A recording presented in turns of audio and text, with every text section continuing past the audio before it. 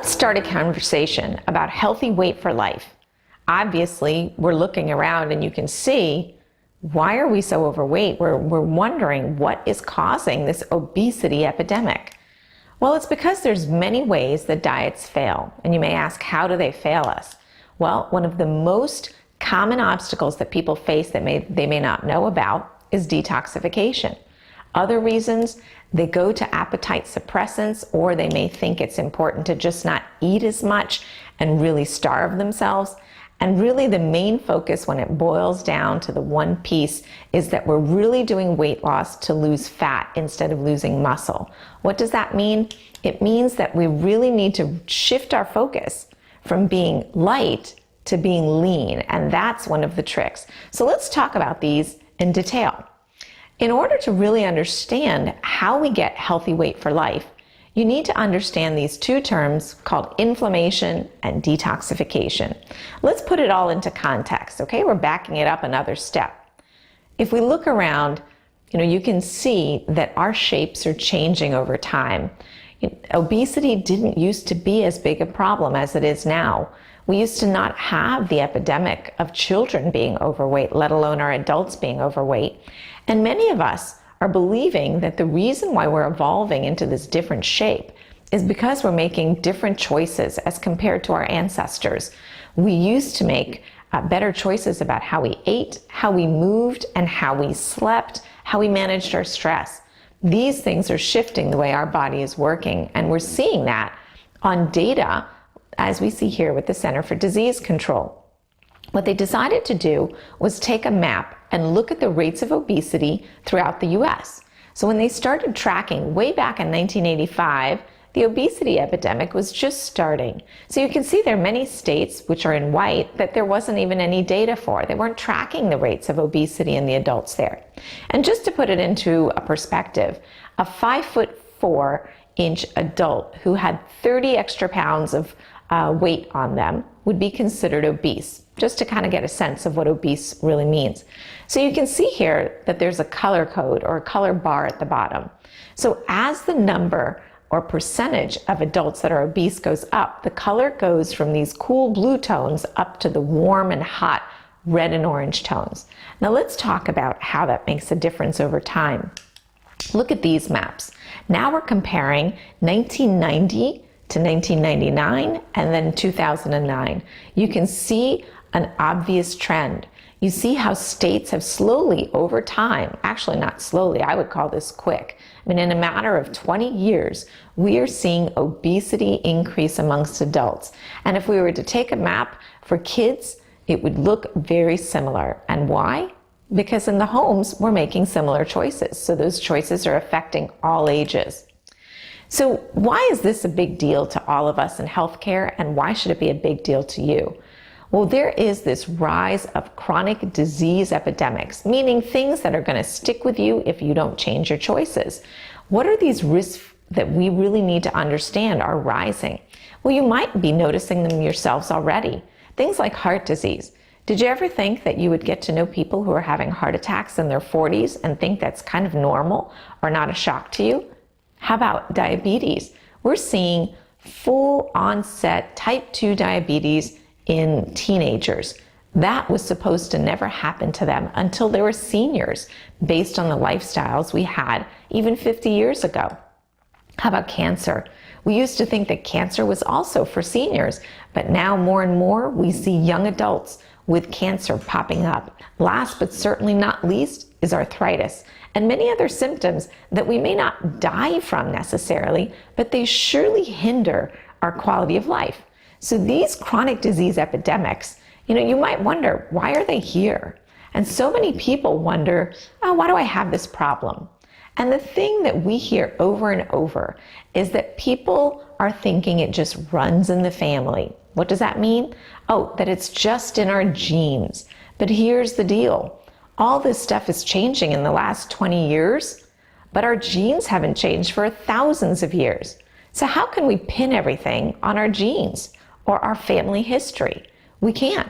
What's really happening is our unhealthy lifestyles are forcing changes in our bodies. And these diseases that are listed are really obesity-related diseases. So I don't mean to say that genes are not important, because your genes load the gun, but it is your poor lifestyle that could be pulling the trigger on whatever disease or symptoms that you seem to have for a long time. Chronic disease, chronic symptom, that's what I mean. And you know what? Research and popular media is catching on to this as well. They understand the word inflammation, and they know and they call it the secret killer. Not only is it linked to things like heart attacks, cancer, Alzheimer's, and arthritis, but the thing about it that's really seductive and problematic is that it's silent.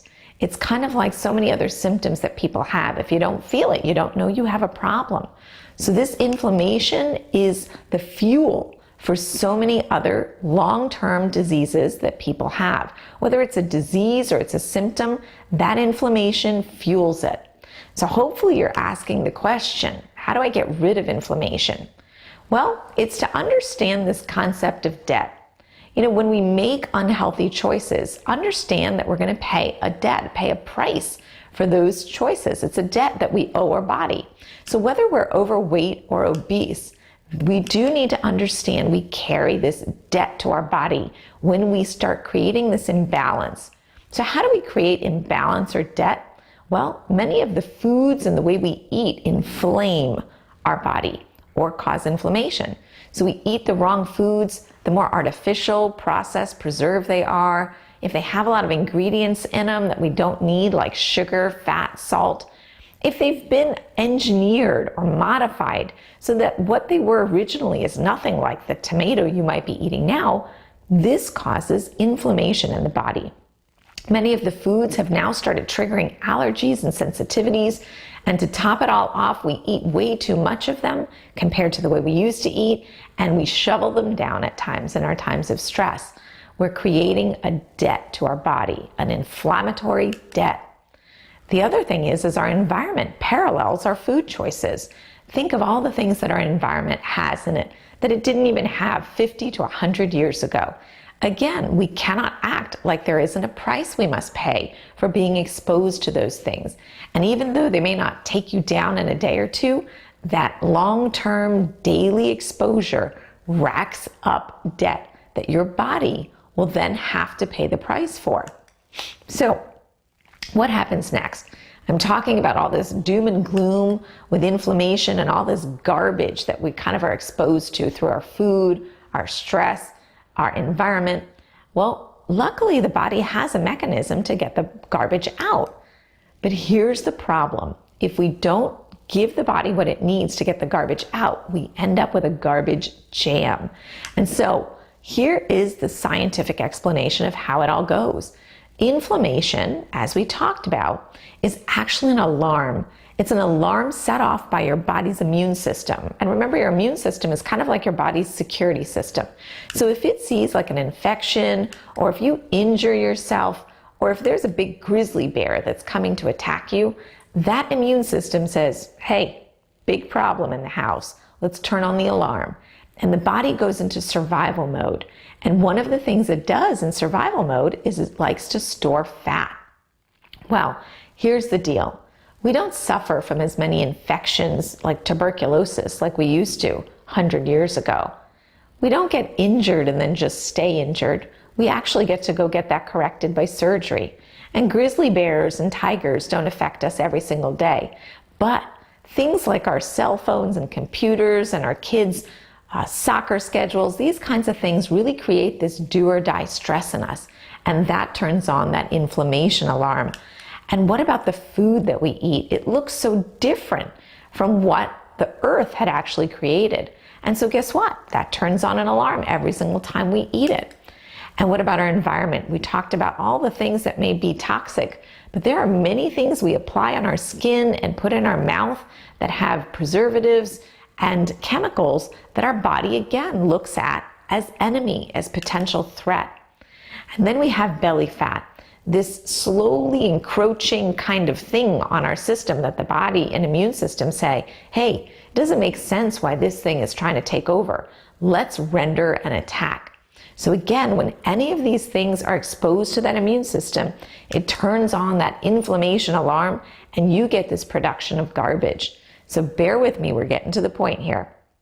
When that garbage builds up over time, you have this overflowing garbage can. And as I said, there's a way to get rid of the garbage. So just like a factory, the body will kind of sort or filter your garbage. And if it dissolves in fat, it's going to go to the liver.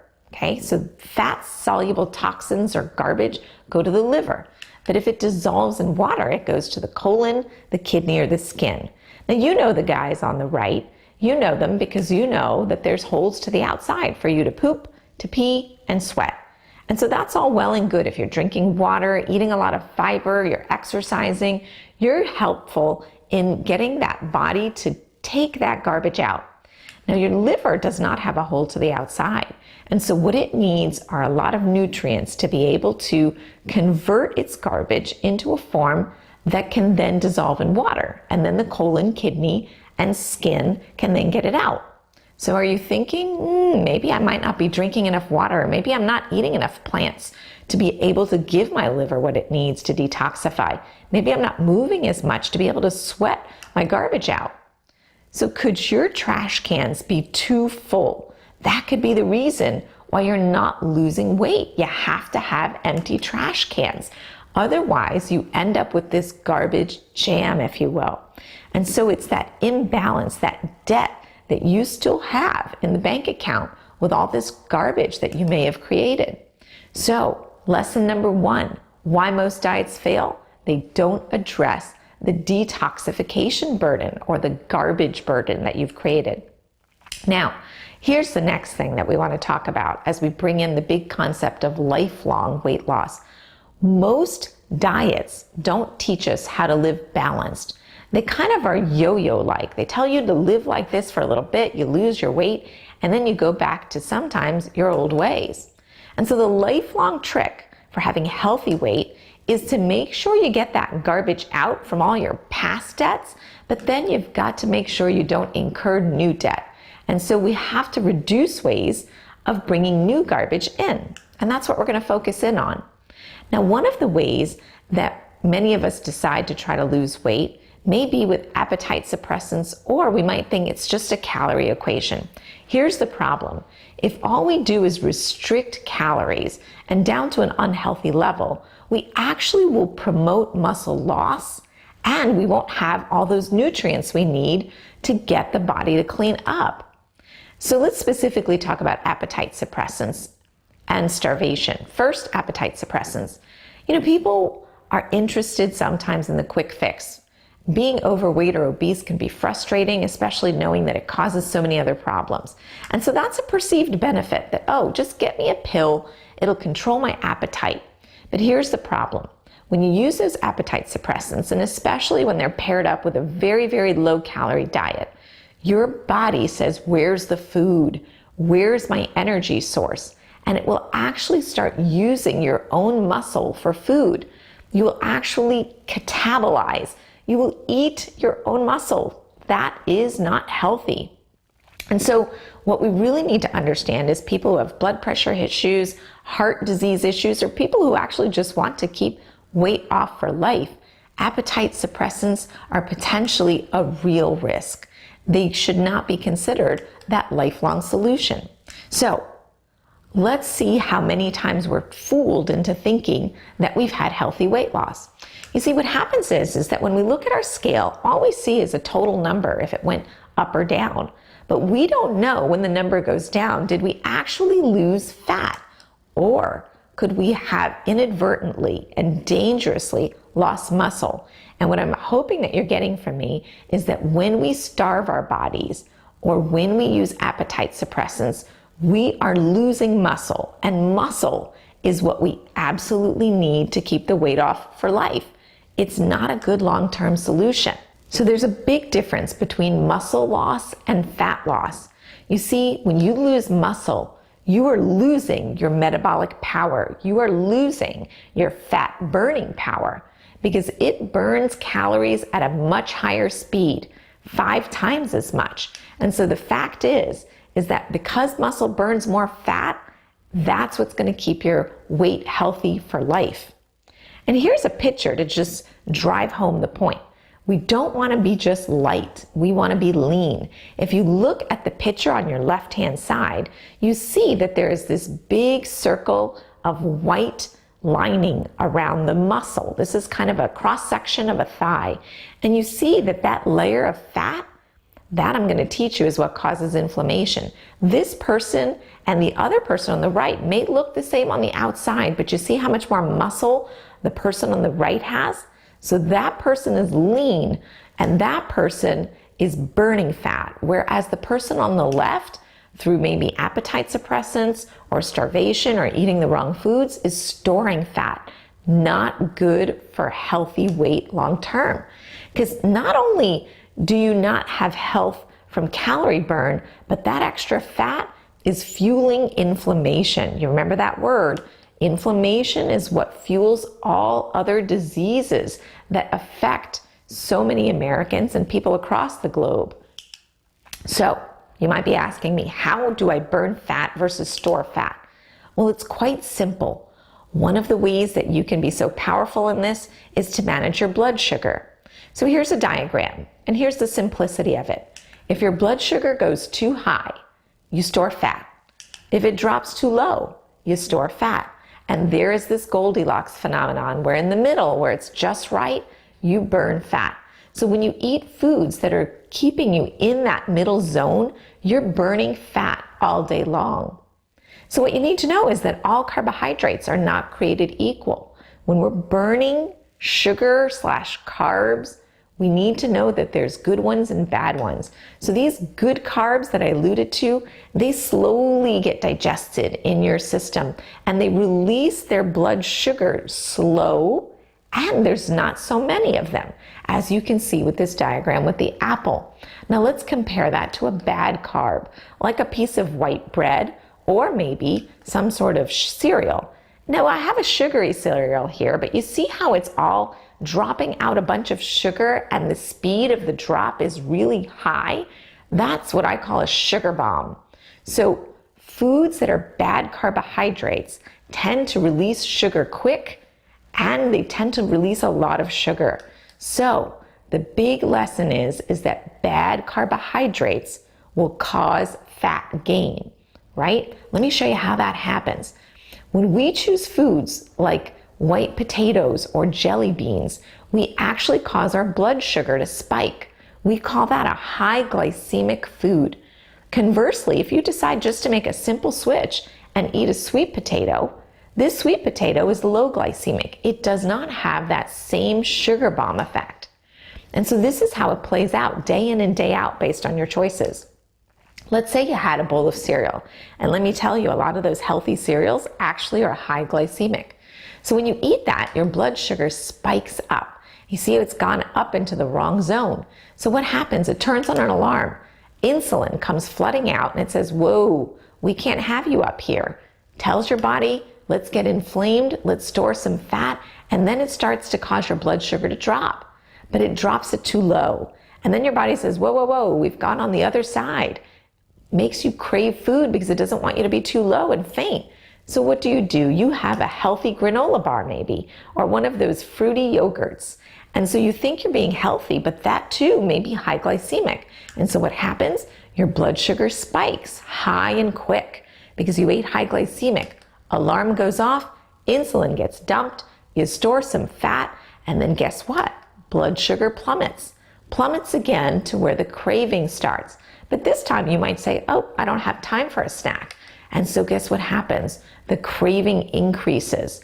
But your body is in an emergency state here. It knows that if it doesn't get fuel, you are going to pass out, get jittery, get the shakes, feel sick to your stomach. So guess what? Liver comes to the rescue. And that liver dumps a bunch of emergency sugar into your bloodstream. And it's doing that to protect you from fainting. But it causes that spike again. Or you may think, I've been so good, let me have a little candy bar.